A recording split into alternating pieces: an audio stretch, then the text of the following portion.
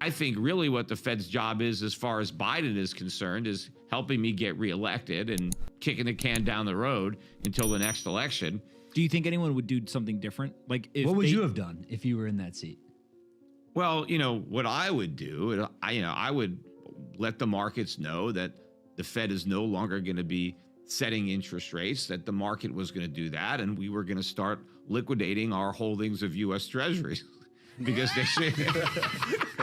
And of course, in so doing, there would be massive losses and the bill goes to the U.S. taxpayer. As the Fed unwinds its balance sheet, any losses are IOUs to the U.S. taxpayer because the U.S. government has to make the Fed whole for that.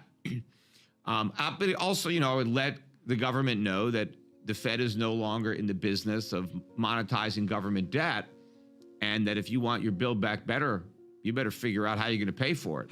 Okay, this is what I want to talk about as well. Is they say it's cost $0. Is that bullshit? Of course, it's bullshit. I mean, they always say that because their assumptions are ludicrous. Like, break it down for me. Well, Professor the revenue Schiff. assumptions, they're not going to get the revenue. A lot of the revenue is supposedly going to come from extra IRS agents, getting the rich to pay their fair share.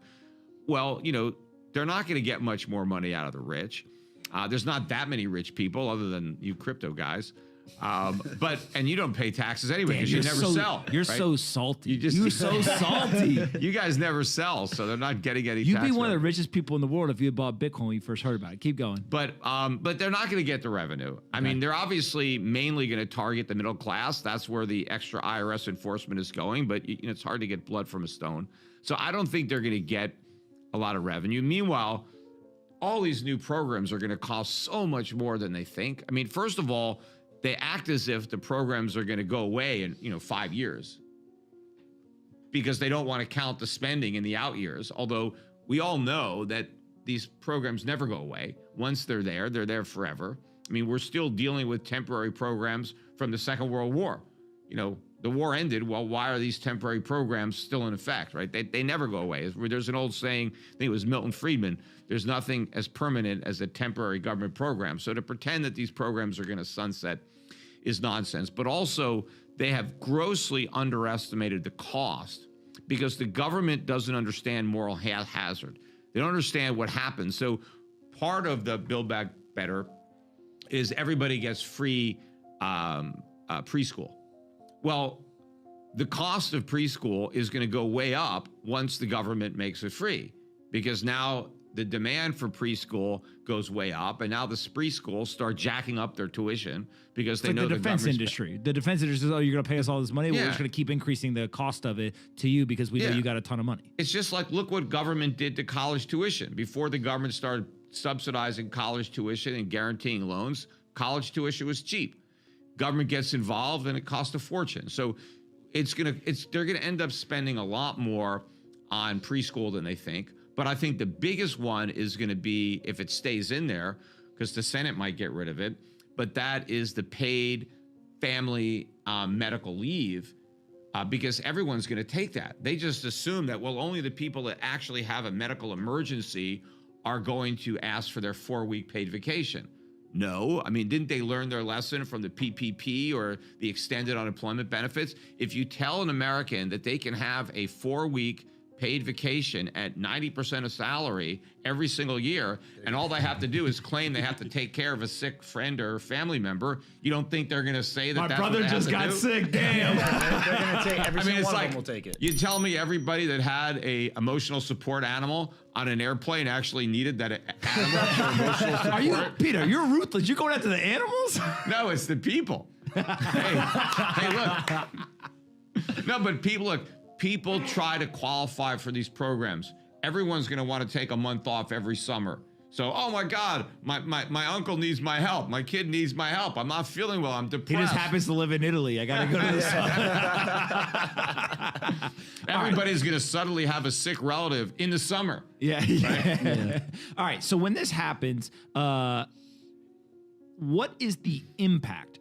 The programs cost more than they think, and then they can't get as much revenue as they think. So what is the impact, in your opinion, if this gets passed and implemented? Well, it's just more inflation, because the Fed has to print more money. That's why the Fed is talking about printing less money. That's tapering, but they're going to have to print more money to fund these deficits. Otherwise, interest rates go way up.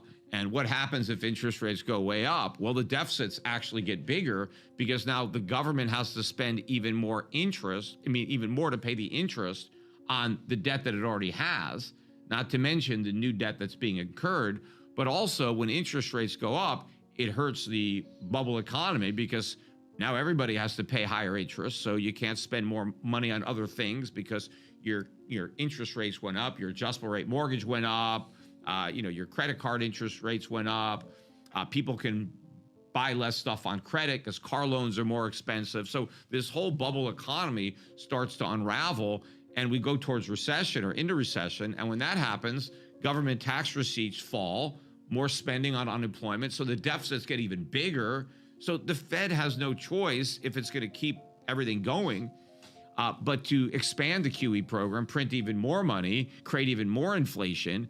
And so the price increases that we're experiencing now, are just a small taste of what's to come. Will we see 10% inflation in the official CPI number in the United States in the next 3 years, you think? I think we will, unless they rig the numbers again. I wouldn't put it past them, but assuming they leave the CPI the way it is, probably we might see 10% next year. Is inflation going to get worse in the coming year? Well, it has to get worse. And in fact, and again, when you're talking about price increases, you're measuring the consequence of inflation. The inflation is the expansion of the money supply. And we know money supply is going to keep expanding. They're about to raise the debt ceiling, right? So we can keep going deeper into debt. I always laugh whenever they talk about it. Janet Yellen, when she testified the other day. She said 6 times the government's going to be bankrupt this year. No, but the funny thing is she said, we have to raise the debt ceiling because it's important that we pay our bills in full on time.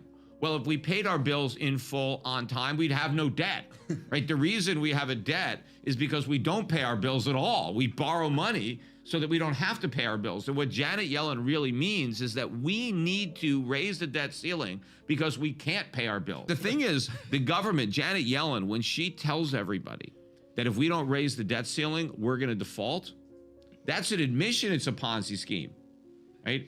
Bernie Madoff would never be dumb enough to admit he was running a Ponzi scheme. Right? That's Ponzi 101. You keep it quiet. Right? You don't tell everybody it's a Ponzi scheme because they're not going to participate. All right. So that's the debt. Let's go to Social Security because one of the things that I'm very interested in. But before you do that, I forgot to finish answering the question as to why the inflation is going to be worse on a CPI.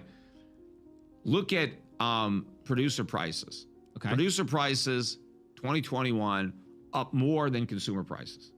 So businesses were seeing their prices, costs rise more than what they passed on to their customers. Now, why was that? It's because a lot of businesses were reluctant to raise prices. They're worried about losing sales to competitors.